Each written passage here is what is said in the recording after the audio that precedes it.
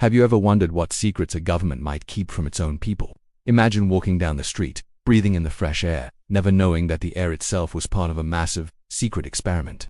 This isn't the plot of a sci-fi movie. This is the real story of Britain's secret biochemical tests, a series of experiments that took place over decades, using the entire country as a laboratory and its unsuspecting citizens as guinea pigs. From the 1940s all the way through the Cold War, British scientists at Porton Down, the UK's secretive military research facility, were tasked with understanding the threat of biological and chemical warfare.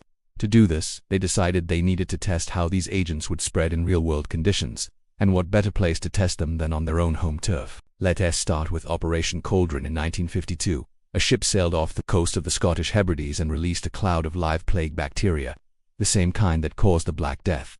The goal was to see how far the bacteria would travel and if it could infect a target. The good news: the experiment was deemed a success by the military. The bad news: it wasn't just contained to a remote area. A trawler, the Corella, unwittingly sailed right through the bacterial cloud.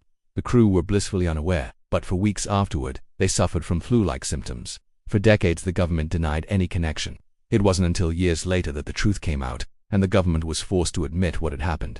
But that was just the beginning. The experiments soon moved from remote islands to bustling cities.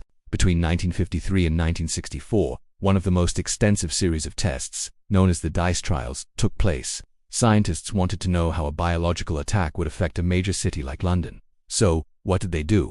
They released huge clouds of zinc cadmium sulfide from vehicles and from the roof of a building near Waterloo. This compound was chosen because its particles were about the same size as bacteria and it glowed under ultraviolet light, making it easy to track. For years, millions of Londoners breathed this stuff in, completely oblivious. The government's reasoning: they assured everyone that zinc cadmium sulfide was harmless. But was it? Cadmium is a known carcinogen, a heavy metal that can cause lung cancer and kidney damage. While the Ministry of Defense has always maintained that the concentrations used were too low to cause any harm, many people who lived in the test areas and later developed health problems have questioned this. It's a debate that continues to this day. How can you truly know the long-term effects of exposing an entire population to a substance, even in low doses? And it wasn't just London. Norwich, the Scilly Isles, and the English Channel were all sites for these so-called mock attacks. In another series of tests, E. coli bacteria was sprayed along the Dorset coastline. Again, the government used a strain they claimed was non-harmful. The purpose was to simulate the spread of anthrax. But think about it, they were intentionally releasing live bacteria into the environment, near populated areas, without anyone's consent or knowledge. One of the most famous and controversial sets of experiments took place on the London Underground in the mid-1960s. A box containing Bacillus glabigii, a bacterium considered a harmless relative of anthrax, was left on the platform of Tottenham Court Road Station. As trains came and went, the drafts spread the bacteria throughout the entire tube network. Within an hour it had traveled for miles, reaching stations like Collier's Wood in Camden Town. The experiment proved just how vulnerable the underground system was to a biological attack. Millions of commuters were exposed, and none of them had a clue. The official line from the Ministry of Defense has always been consistent: these tests were vital for national security. They argued that during the Cold War, the threat of a chemical or biological attack from the Soviet Union was very real. They needed to understand how to protect the population, how to detect these agents, and how to decontaminate areas after an attack. From a military perspective, these tests provided invaluable data. They learned about dispersal patterns, wind effects, and the vulnerability of public infrastructure. But this raises a huge ethical question. Does the end justify the means?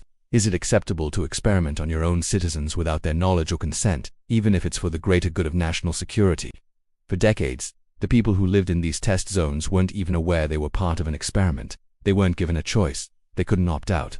The full extent of these trials remained secret for a very long time. It wasn't until the late 1990s and early 2000s, thanks to declassified documents and the work of investigative journalists and researchers, that the public started to learn the truth.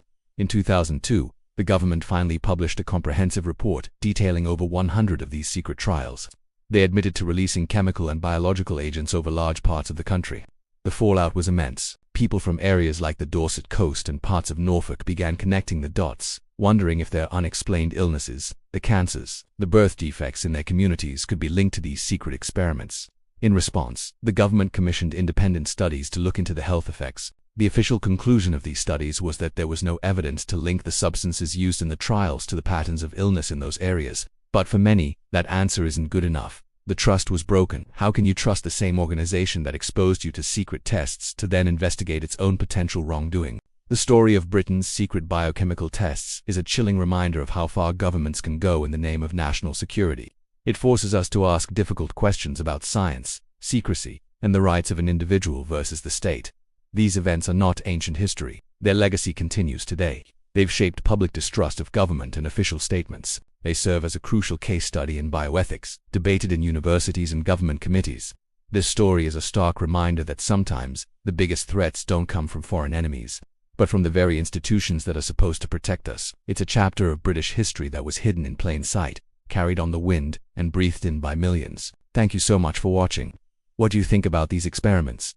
Was the government justified? Let me know your thoughts in the comments below. And if you found this story as fascinating and unsettling as I did, please give this video a like and subscribe for more deep dives into hidden history.